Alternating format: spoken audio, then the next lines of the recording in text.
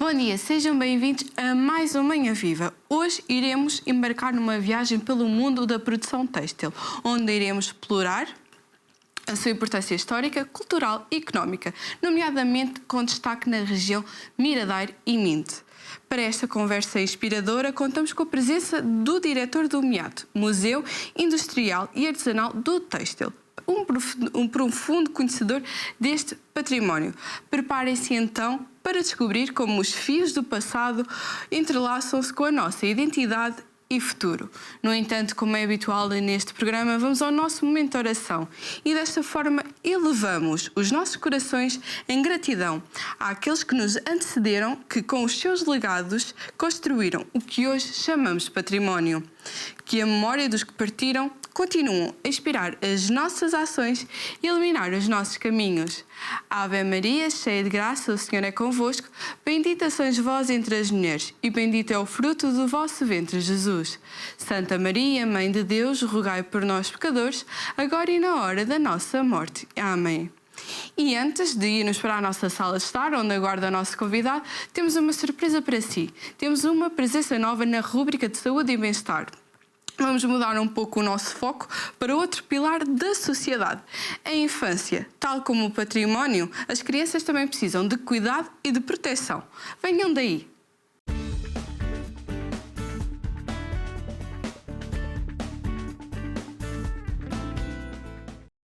Estou aqui com a enfermeira Zita Silva, que ajuda várias famílias, dedica o seu tempo assim. E hoje ela está aqui connosco para falarmos um tema bastante importante e é necessário clarificar, que são os acidentes mais comuns na infância. Sabiam que atualmente são diariamente admitidas nas urgências dos hospitais crianças vítimas de acidentes? Vamos saber como é que podemos prevenir e fazer em determinados tipos de acidentes. Mas primeiro, Zita, quais são os acidentes mais comuns na infância? Bem, os acidentes mais comuns na infância são sobretudo os rodoviários, daí a importância das crianças e dos bebês usarem as cadeirinhas adequadas.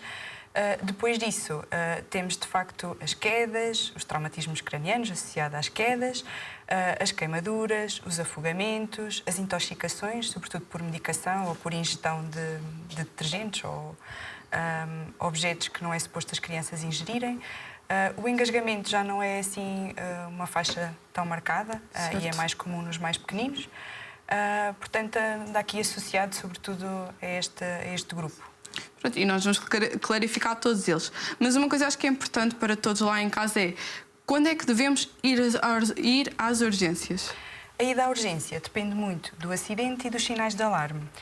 Quando estamos a falar de quedas, é importante perceber que uma queda, se for intensa, eu até costumo dizer em tom de brincadeira que se a criança cai e chora, está tudo bem. Se cai e não chora e fica ali meio abananada, como se costuma dizer, então vamos ficar mais atentos aí aos sinais de traumatismo craniano, se fica muito sonolenta, se vomita nas 24 ou 48 horas seguintes, se há alteração do estado de consciência, portanto vamos estar atenta. Se a criança continua bem disposta, ativa, é um bom sinal. Pronto. E esse acaba por ser o grande indicador de bem-estar da criança. Portanto, qualquer acidente que aconteça, se a criança continua ativa, bem disposta, é um sinal positivo. Se há alteração do estado de consciência, mais sonolenta, com menos atividade e recusa comer, são assim indicadores que nos podem fazer ir ou não à urgência. E falando assim nas quedas, quais são as suas principais causas? As quedas começam quando as crianças, os bebês, começam a andar, não é? Às vezes ainda não têm grande equilíbrio e acabam por cair para a frente ou cair para trás, portanto, a zona da cabeça. Depois, os acidentes de bicicleta, as trotinetes, daí a importância de usar capacete.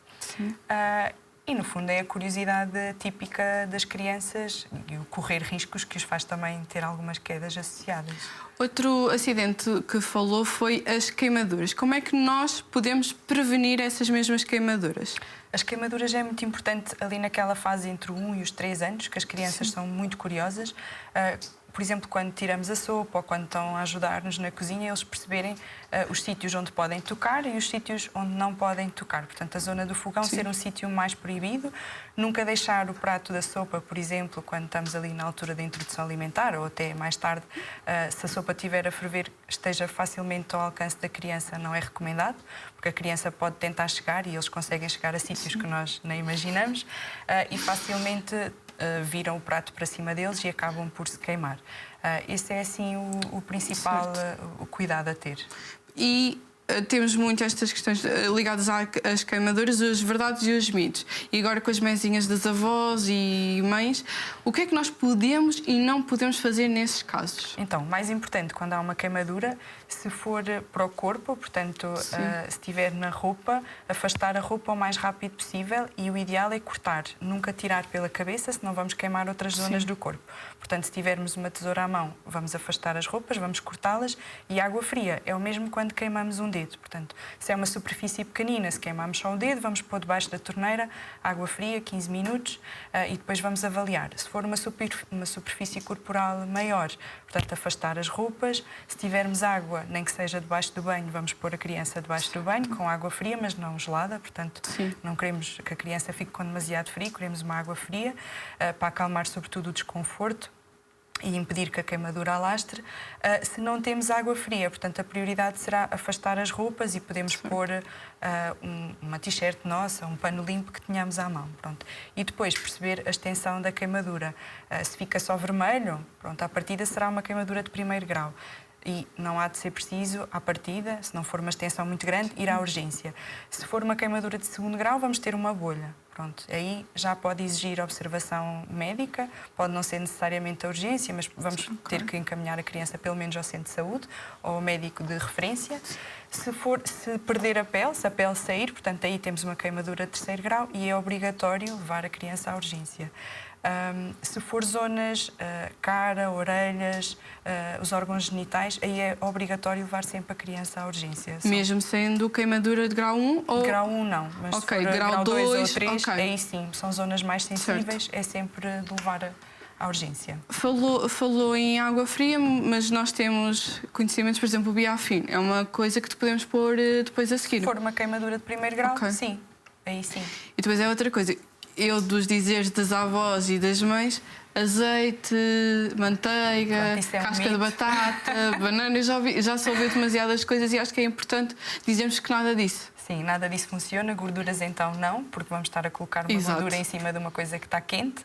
É mesmo água fria e depois consoante a gravidade. Se é 1º, 2º ou 3º grau, atuar em conformidade. O Biafine é uma coisa que nós efetivamente podemos ter sempre em casa, porque eventualmente vai ser preciso. Exatamente. Bem, como foi interessante esta conversa com a enfermeira Zita. No entanto, ela volta por uma segunda parte, porque este tema ainda não terminou. Mas agora vamos para a sala de estar, porque ainda temos uma conversa para começar. Até já!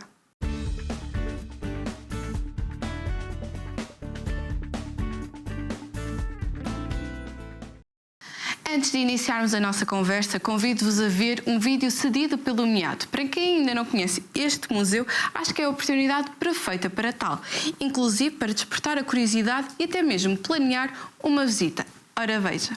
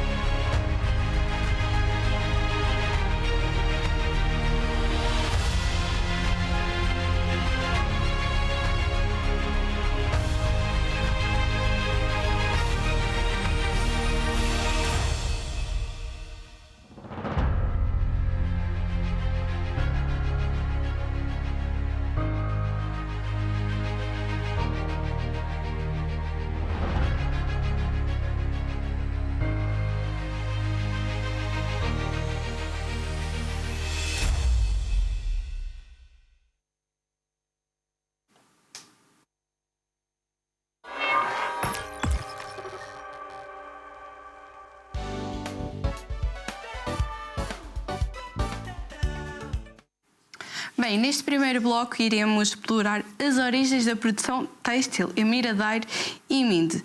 Uma tradição que vai além do fiar e do tecer. O têxtil influenciou a vida das famílias, como puderam ver, a cultura e o laço entre gerações. Com o nosso convidado vamos descobrir como é que este saber fazer foi transmitido, as técnicas típicas desta região e como continuam vivas hoje. Antes de mais avançarmos, agradeço pela sua presença, e queria saber como é que surgiu aqui o MIAT e a sua ligação ao MIAT.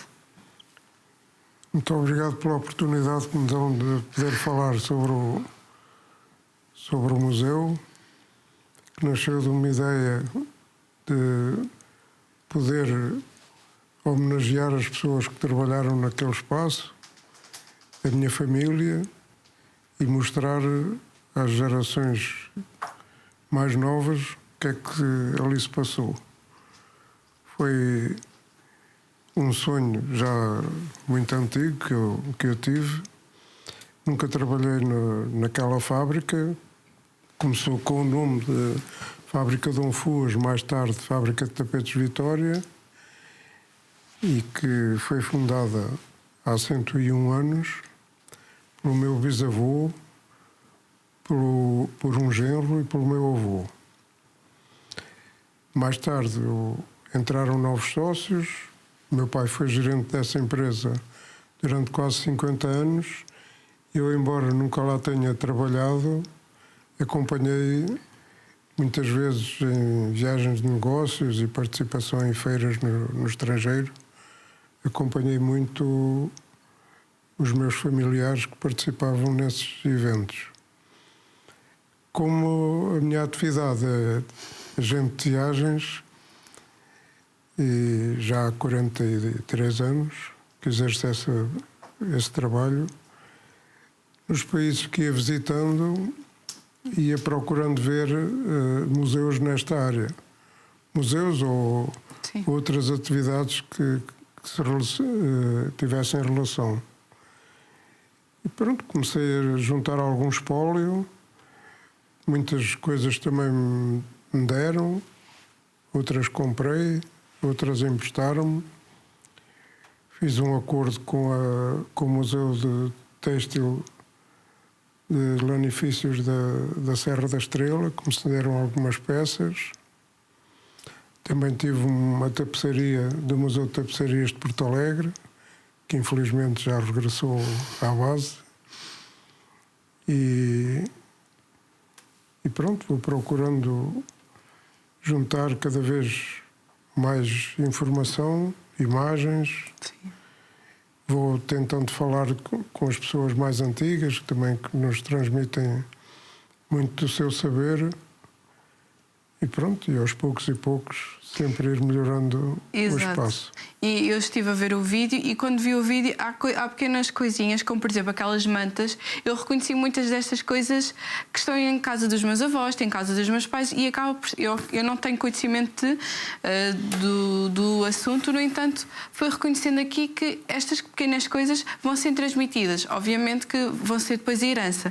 De que forma é que esta transmissão de técnicas e de saberes entre gerações na produção têxtil da região? Como é que se dá esta mesma transmissão?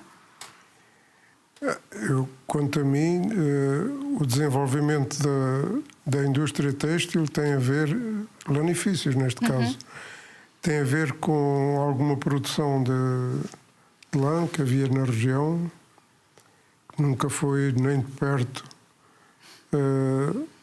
suficiente para aquilo que se veio a gastar, também porque a agricultura era muito pobre. E principalmente após a vinda da luz elétrica se desenvolveu muito a indústria local, neste caso a indústria de lanifícios, a partir de mais ou menos de 1932, que surgiram uma série de fábricas, fiações e tecelagens, fabricavam tecidos, fazendas, mantas, carpetes e outros têxteis para o lar. Que hoje perduram nos nossos lares. Se forem bem estimadas, aguentam pelo menos o estado das mantas da minha mãe e os tapetes estão lá impecáveis. Antigamente, devido a essa necessidade, os meios de escoamento eram quase sempre em feiras na zona do Alentejo e Algarve.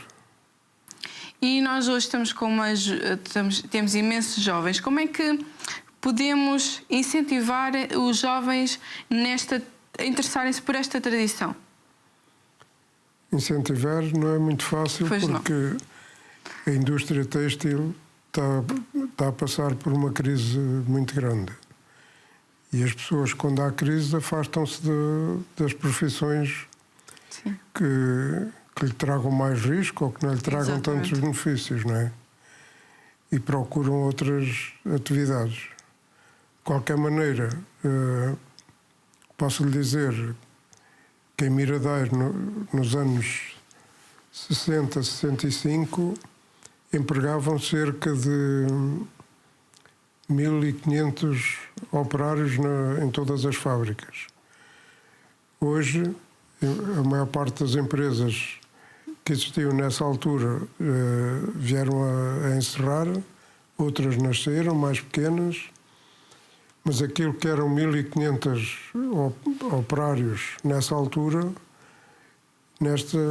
chega mais ou menos a 160 pessoas nesta altura. Pois, reduziu bastante mesmo o número. Muito grande. Exatamente. E de que forma, como é que esta produção têxtil surgiu aqui na nossa região? Conforme lhe disse, Sim, já havia alguma produção de lã. Sim. Depois os que iam vender as mantas no Alentejo compravam lã que depois vinham transformar. Depois essa lã começou a vir também do estrangeiro, de países como a África do Sul, da Escócia, de Espanha, do Uruguai, da Argentina, Nova Zelândia e Austrália, que eram os principais produtores de lã. Pronto, essa matéria-prima começou a vir e era transformada em fazenda, mantas, carpetes, em malhas, que distinguiu muito a zona de Miradouro e Minho pela forte componente industrial que houve. E acredita que a produção têxtil foi fundamental para formar a identidade local de Miradouro e Minho? Sim, as terras foram muito conhecidas, tiveram um grande auge nos anos 60 e principalmente entre os 60 e os 70. Toda a gente conhecia as nossas terras por aquilo que lá se produzia. Exato. E atualmente existem registros históricos que demonstram a importância da tecelagem nesta mesma região, Minho e Miradouro? Existem alguns registros. Se me dá licença, consulto aqui uma cábula. Esteja à vontade.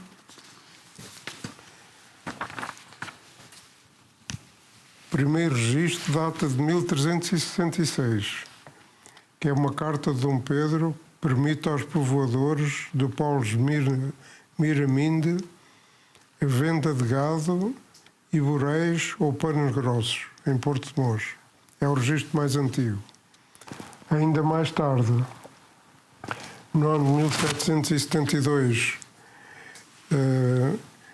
a indústria ficou a dispor de uma fábrica de teares que existia em Pernes, que foi de um mestre italiano que veio no tempo do Marquês de Pombal. O nome dele era Pedro Chiapa, e que dedicava-se à construção de teares de madeira. Isso pode ter também influenciado a indústria têxtil aqui na zona. Pronto, depois, mais tarde, também existem uns registros de um manuscrito de Vila Viçosa, de 1792, em que menciona o fabrico em Miradouro de panos grossos, boréis, alforjes e cobertores. Depois deram-se as invasões francesas e mais tarde, a partir do ano 1909, existe uma referência bibliográfica também várias fábricas de tecidos de lã em Miradeira, cujo produto eram vendidos nas feiras do Alentejo e do Algarve. E há pouco falou então do italiano. Acredita que houve mais influências de outros países na produção têxtil, para além da italiana? Possa haver? Pode ter havido Inglaterra, onde havia a indústria de lanifícios muito forte, em Manchester. Principalmente aí, na Bélgica, também a parte das tapeçarias era muito conhecida e desenvolvida. França nada? Desculpe? A França nada? Em França, só se fosse no fabrico de maquinaria. Certo. E nós que estamos a falar desta produção do têxtil, é importante falarmos que materiais eram utilizados, tanto na tecelagem como no fiar. Obviamente a lã, mas que outros materiais eram usados? O principal era a lã. Mais tarde apareceram os acrílicos e o nylon, que são derivados do petróleo, que são fibras artificiais, portanto não são tão naturais. Não são, além de não serem naturais, não são tão bons para quem os usa, no caso de vestimenta. Eu quero me recordar, por exemplo, não entendo como é que na aviação, onde se protegem tanto de produtos inflamáveis, como é que os cobertores que dão nos aviões não são de lã, são de fibra, porque a lã é um mau condutor de chamas. Interessante. Realmente é interessante pensar nisso. Se calhar também o material lã não é mais caro que, por exemplo... Neste caso, a lã está a ter uma grande crise, uma falta de procura muito grande, porque a lã envolve, logo no princípio, a lavagem. Sim.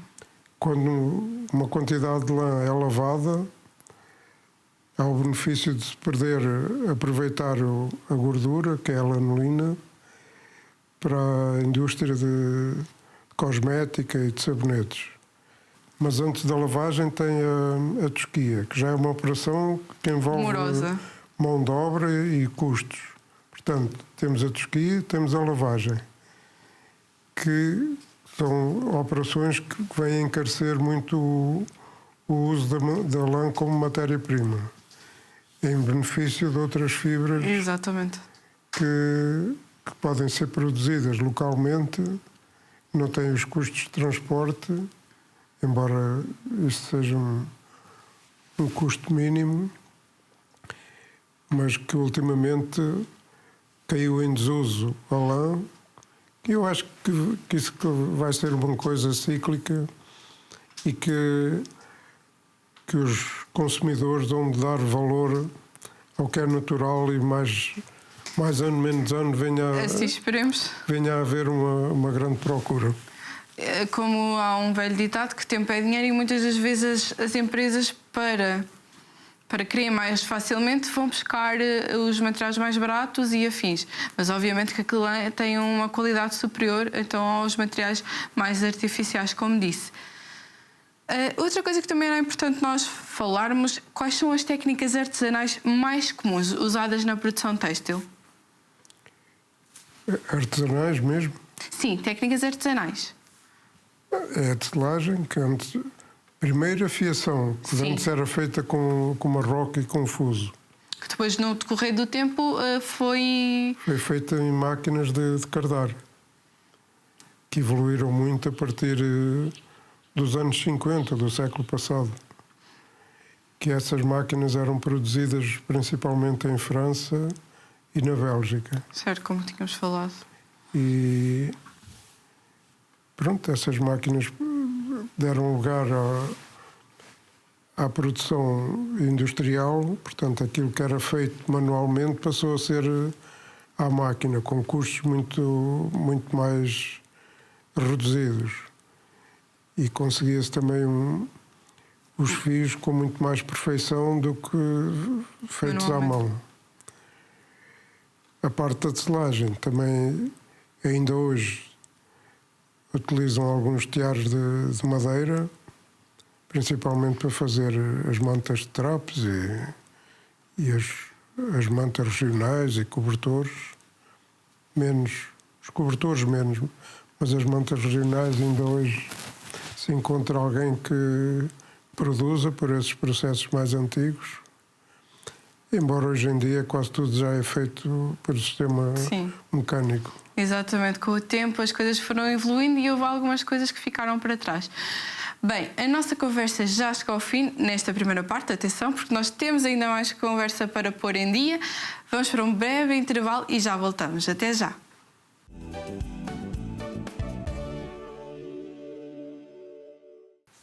Sejam bem-vindos novamente ao programa Manhã Viva. Estamos na segunda parte e recordo para quem não esteve na primeira ou só ligou agora à televisão, estamos a falar sobre a produção têxtil ao longo da história.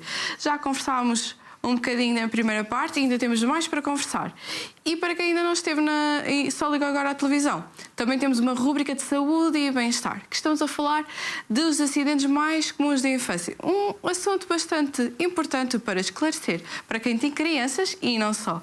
E para isso, vamos a seguir conversar com a enfermeira Zita.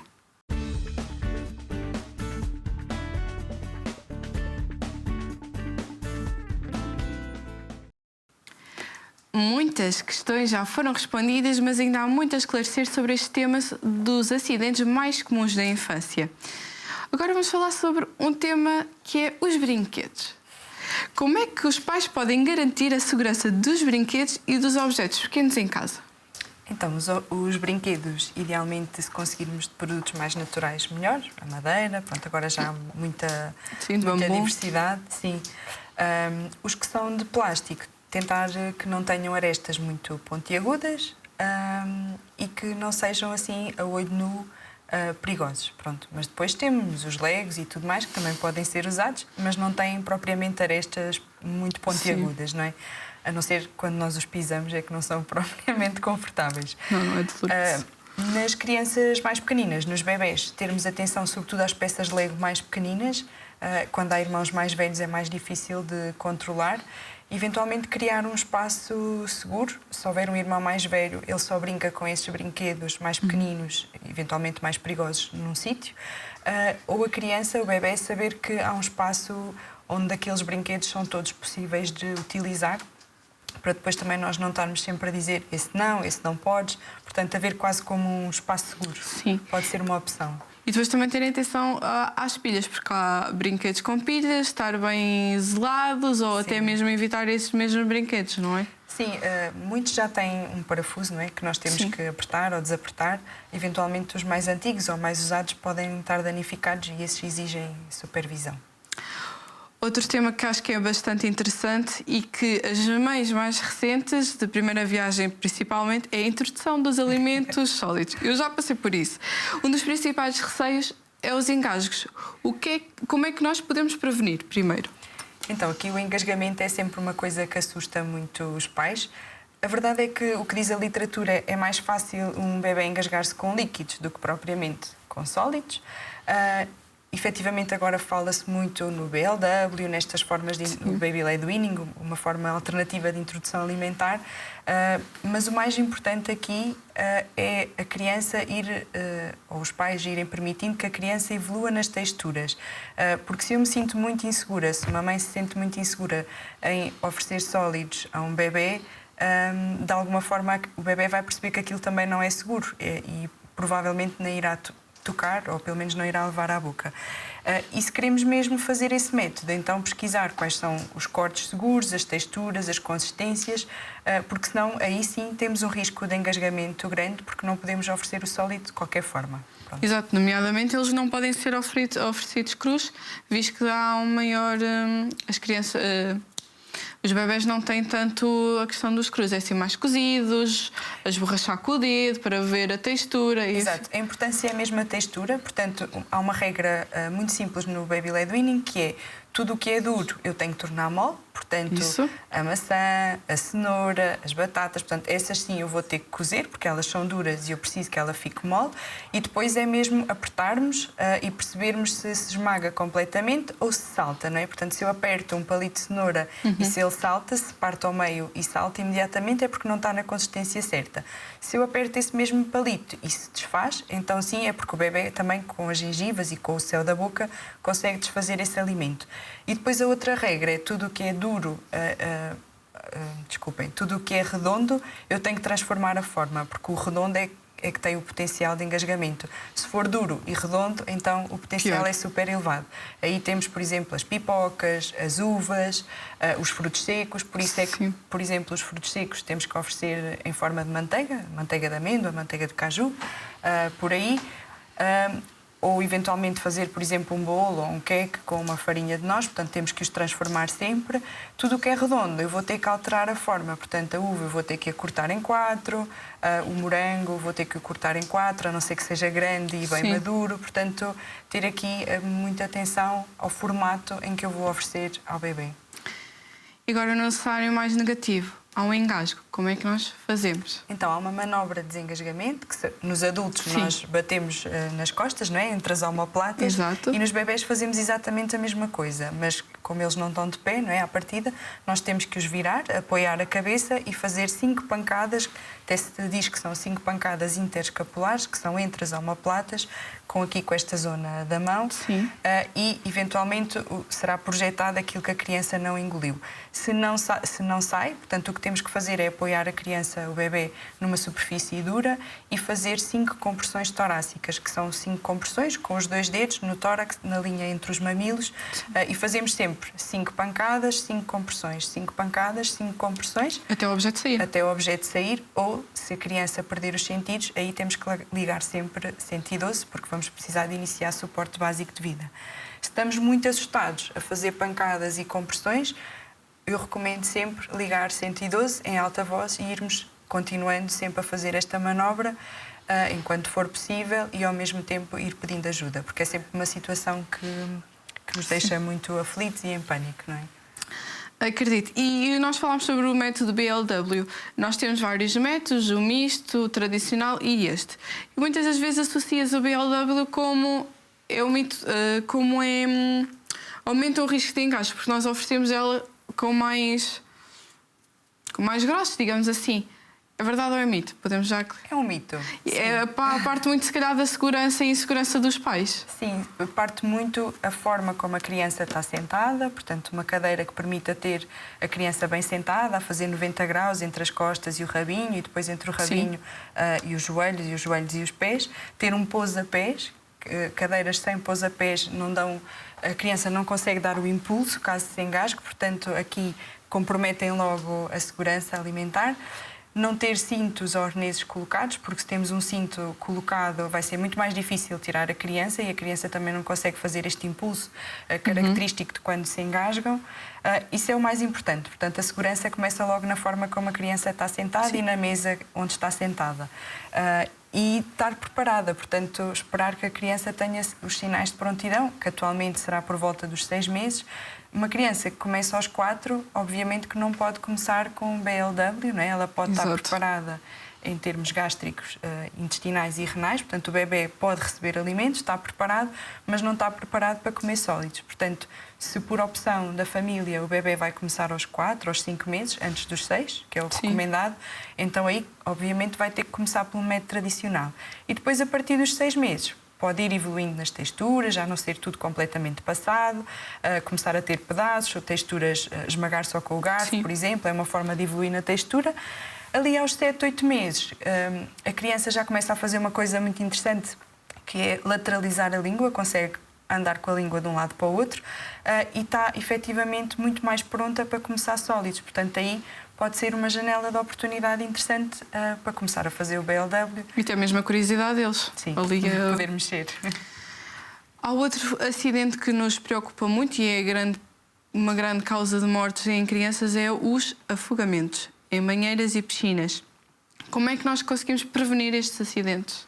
Então, aqui os afogamentos, e nesta altura do verão, são mesmo super importantes. A primeira regra é usar um fato de banho com cores vivas, não ser aquele típico azul que é o que está mais associado à piscina. A morte por afogamento é silenciosa, portanto, e é rápida. Portanto, aqui usar cores vivas ou os coletes com tons mais vivos, mas acima de tudo ser um fato de banho que tenha cores vivas que não se confundam com o tom da piscina, portanto, os verdes, os laranjas, portanto, esses tons assim. E depois, o mais importante é haver sempre um adulto responsável. Portanto, porque é muito fácil, no meio de um convívio entre adultos, o pai achar que a mãe está a olhar e a mãe achar que o pai está a olhar. Portanto, ninguém está a olhar e ninguém está a olhar. Esse é que é o problema. Portanto, aqui, num convívio ou numa festa ou quando estão familiares a brincar, um adulto estar sempre responsável pelas crianças e vão trocando e vão fazendo turnos e assim temos sempre a certeza que as crianças estão a ser vigiadas, porque senão às tantas toda a gente está a olhar e ninguém está a olhar. Pronto. As casas, as moradias que têm piscinas, não ser de fácil acesso, pronto, ou haver uma porta que esteja trancada à chave ou uma cobertura, portanto, estratégias para que a criança não consiga aceder facilmente, sobretudo quando não sabe nadar. Exatamente, porque as crianças são curiosas e, infelizmente, depois acontecem estes perigos. Outra coisa que eu queria saber, há uma diferença entre as medidas de prevenção de acidentes entre crianças de 0 a 2 anos e 3 a 6? Esta faixa etária é muito aqui dos 0 aos 2, quando são muito bebês, os engasgamentos, portanto, certo, aqui até 1 ano, não é? Quando estão aqui nesta fase de introdução alimentar complementar, e a questão dos brinquedos, portanto, como há muita curiosidade e a criança leva tudo à boca, portanto, é um bocadinho aqui estas duas questões. Depois dos 3 aos 6 é mais as quedas, portanto, quando começam a andar de bicicleta, de skate, trotinete, ou o que for, usar sobretudo um capacete. Já não digo joelheiras e cotoveleiras, esses podem estar esfolados também de vez em quando, mas os capacetes sim. Exato. E é um bocadinho por aí.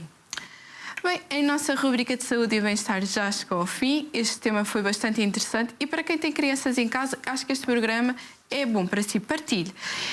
Também deixo o convite de passarem no Instagram da Zita Silva, porque ela também faz workshops dos mais variados temas para quem tem crianças e bebés. Vamos agora para a sala de estar, continuar a outra conversa. Até já!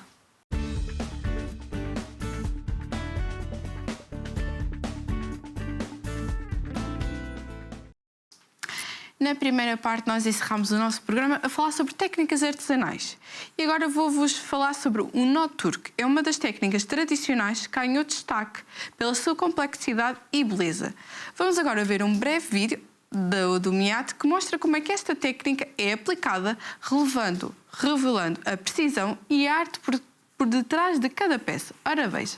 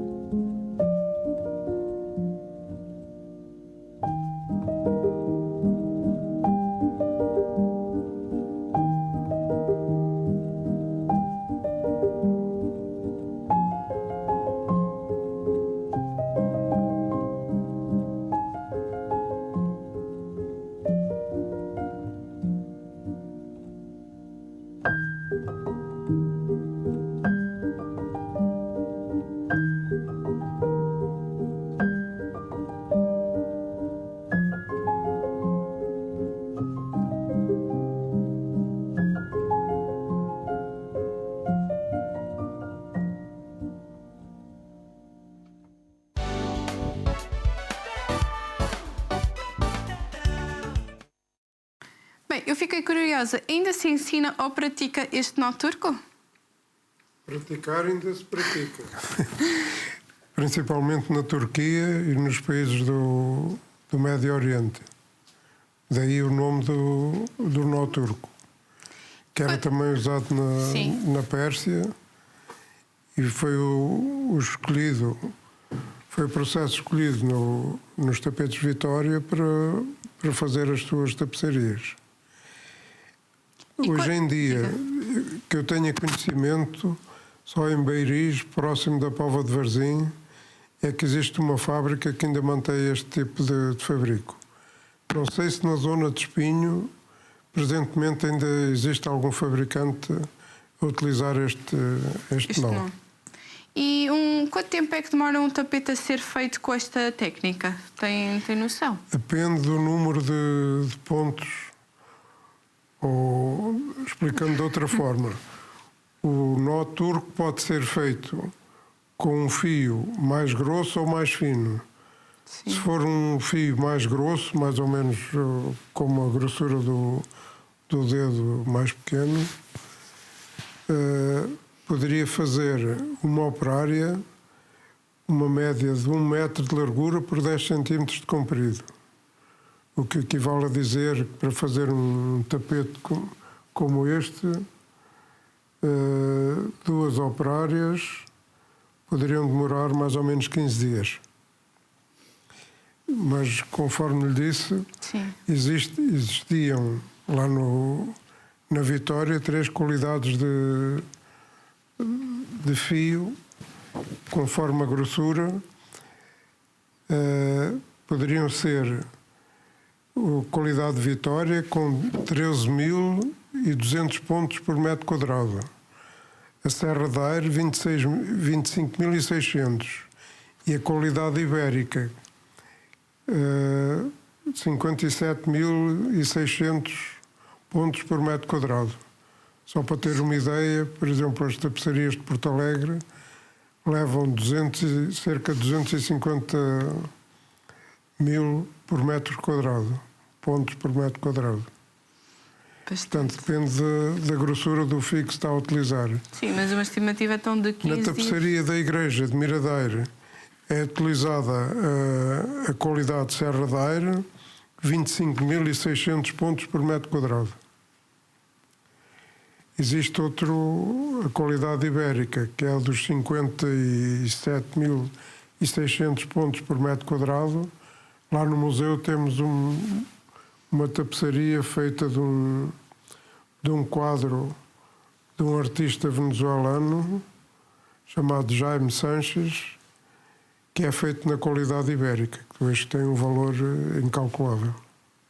E nós estamos a falar de uma arte que tem os seus desafios. No passado teve uns e hoje tem outros. Que desafios são esses? O desafio era podermos voltar a fabricar este tipo de tapetes, que eu acho que já vai ser muito difícil, embora as máquinas ainda existam. Ainda existem algumas tecedeiras que trabalharam na fábrica Vitória.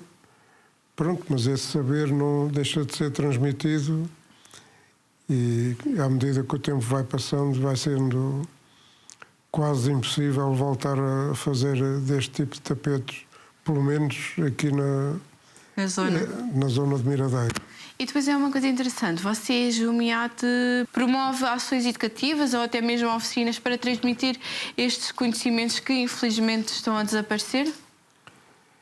Já fizemos algumas ações, como trabalhos de equipe time building. Já fizemos alguns workshops para as escolas, para mostrar como é que se tece, com os tiares muito rudimentares feitos de cartão, para mostrar como é que nasce o tecido, que é o cruzamento da teia com a trama. Aí os alunos, principalmente os mais novos das escolas, poderão aprender um bocadinho dessa arte. Também já fizemos workshops sobre a tosquia da lã. Pronto, e à medida que vão decorrendo as visitas, também dependendo do interesse que as pessoas vão demonstrando, nós nos concentrarmos mais num tema ou divergir um bocadinho indo ao encontro daquilo que as pessoas se queiram melhor informar. E para além do MIAT, tem conhecimento de outros locais que promovam este enriquecimento de tanto a tecelagem como do fiar? Ou vocês são pioneiros nesta transmissão de conhecimentos?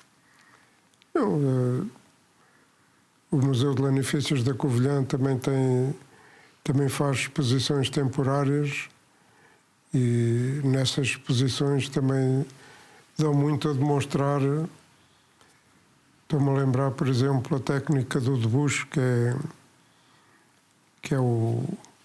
a arte de poder fazer o desenho que depois é transmitido na tela. E depois outra coisa, e nós como somos um canal religioso, vou-te fazer esta seguinte pergunta. Há relação entre este tema de produção têxtil com a religião? Existe uma pequena relação. Estou-me a lembrar, por exemplo, no vestuário, nos bordados, por exemplo,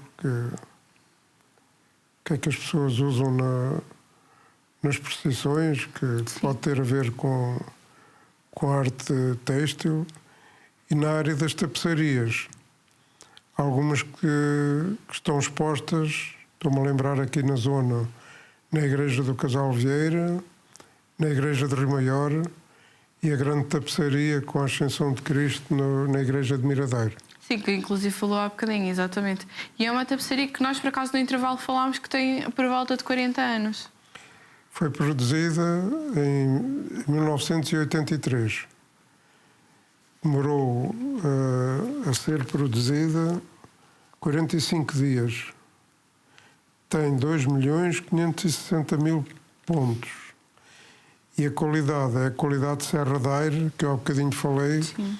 São 25.600 pontos por metro quadrado.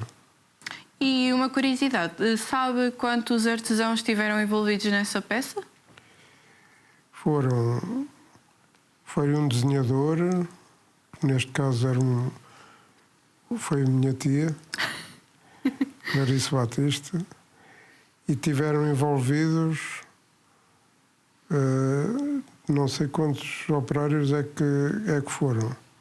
Sei que demorou 45 dias a fazer, certo. 13 tecedeiras. Bastante, inclusive. E por falar, nós já falámos isto também durante o programa, a questão da evolução da tecnologia. Atualmente nós falámos que não eram máquinas, eram tecedeiras e afins em material de madeira, e agora temos máquinas. Como é que foi a produção têxtil acompanhar esta questão da evolução da tecnologia? Para a produção de um artigo, seja ele uma manta, ou uma carpete, ou uma malha, quando é feita à mão, demora determinado tempo. Exato. Se for produzido numa máquina, o tempo é muito menor, tem um custo muito mais reduzido. As técnicas tradicionais já tinham as preocupações ambientais ou agora também só agora é que nos preocupamos com o ambiente?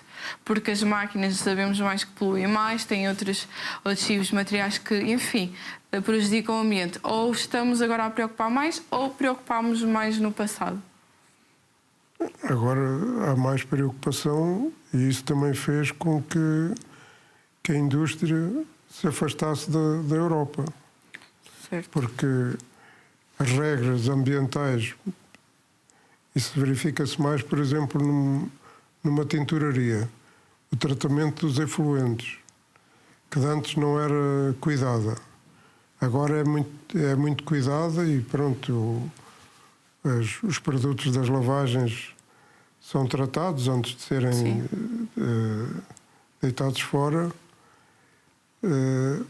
Aqui, presentemente, tem estes custos. Se formos para a China ou para a Índia ou para Marrocos, os produtos lá são feitos, esses custos não existem, e eles, além de ter uma mão de obra muito mais barata e leis de trabalho que não se comparam com os nossos, produzem tudo muito mais barato, e daí a razão da indústria de têxtil e lanifícios ter afastado da Europa. É possível conciliar o artesanato tradicional com as exigências do mercado moderno? Uma pergunta complexa, acredito. Pronto, vamos dizer, o artesanal é tudo o que é produzido à mão. E neste caso, o artesanato cada vez é mais feito, é produzido em máquinas. Sim. Que exemplo é que eu ia dar? Por exemplo, o artesanato em madeira, que antes poderia ser feito uma colher de pau, Sim. podia ser feita toda à mão, hoje é feita numa máquina. Se calhar, se lhe chamarmos artesanato, não lhe estamos a dar o nome correto.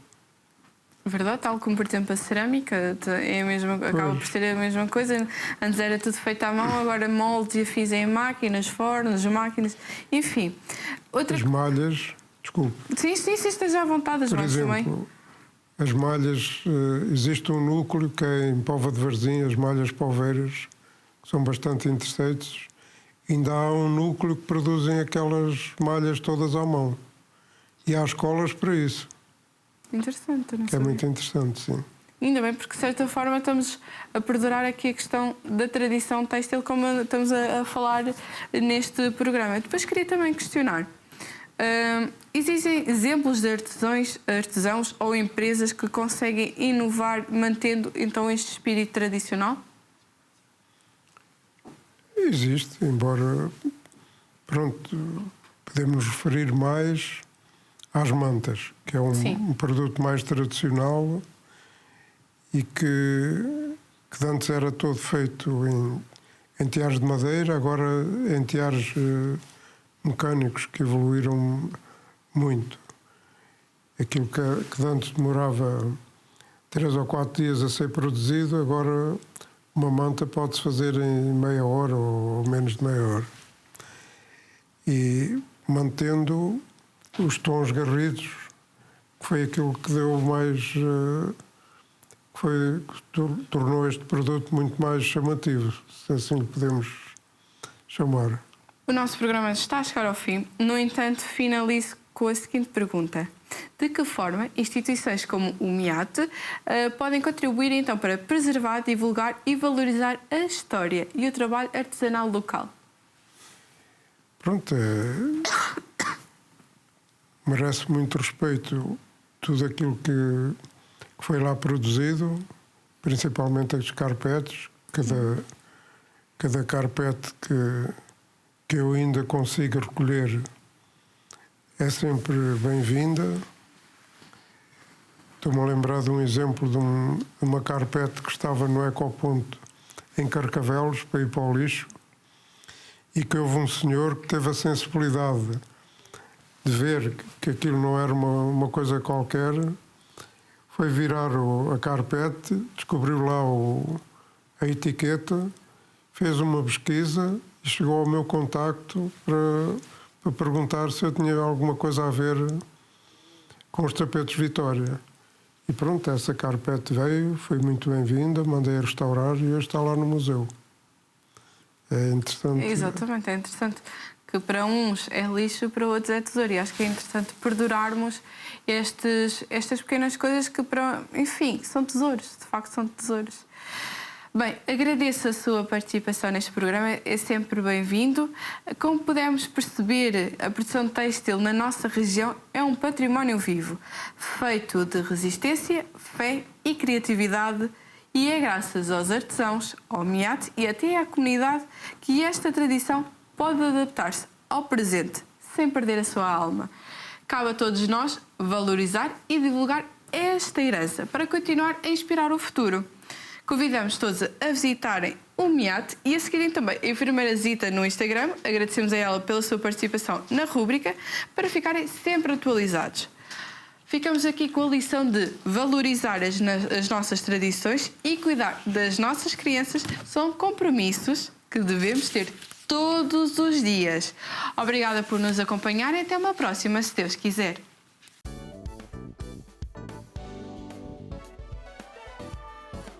Se gostou deste programa, clique aqui na nossa playlist aqui em baixo para ver outros episódios. Se ainda não subscreveu o nosso canal do YouTube, faça-o já clicando neste botão aqui do lado e será logo o primeiro a saber todas as novidades.